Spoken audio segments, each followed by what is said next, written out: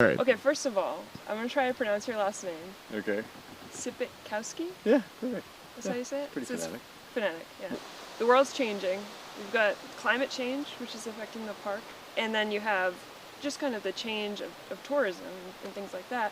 So you have to make changes as someone who's leading the park. How do you feel about change? And is that a challenge in the park? 'Cause sometimes I feel people love Baxter and they want a lot of it to stay the same. It's an interesting sort of paradox, I think, because yes, that is a lot of the feedback we get from both staff and the public is we don't want any part of this to change, and we don't want to sort of move any part of this experience outside of its the sort of realm of variability that it's had, which is tricky. And of course, this is a shifting baseline because our memories only go so far back, and and so if you zoom out far enough, some of the changes that we're concerned about probably aren't very large in the scheme of things. And there's climate change is happening.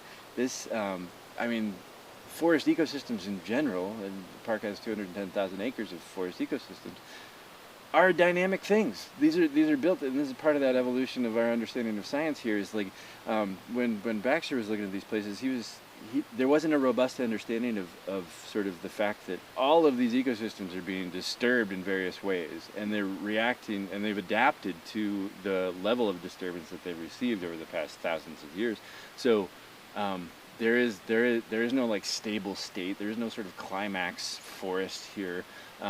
These things are constantly being mostly in this area, being blown over. Somewhat of the disturbance that's happened on this landscape has been fire, which was likely man or human caused. And now we've got this big global thing that's happening called climate change, which we can't stop for sure, nor can we sort of manage out of our borders, because it's a global phenomenon that affects what's going on everywhere.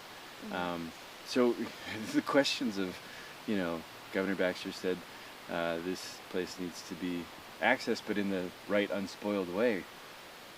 Is there a place, there brings up the question, is there a place on Earth that is unspoiled at this point? So there's some interesting questions there, and there's various ways in which we can react to those questions. I don't think definitively answering them will ever be there.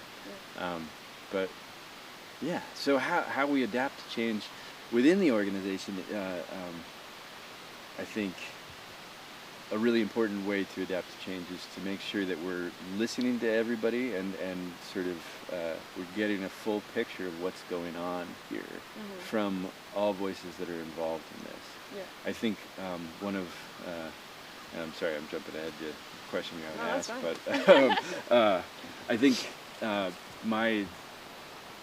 as I've tried to learn about leadership and learning about how to lead an organization like this one, something that's been a constant attractive sort of framework for that has been this notion of facilitative leadership. So leaders are not any longer sort of the hero that comes in and has all the great ideas that's going to solve everything, and you just go to them and they'll tell you it'll be this way and everything will be hunky-dory or whatever.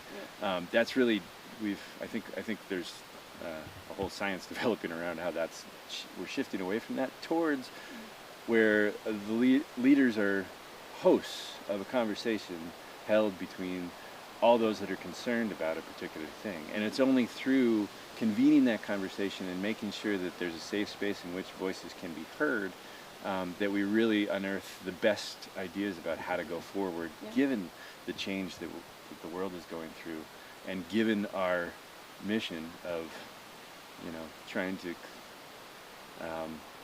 protect an experience from rapid change.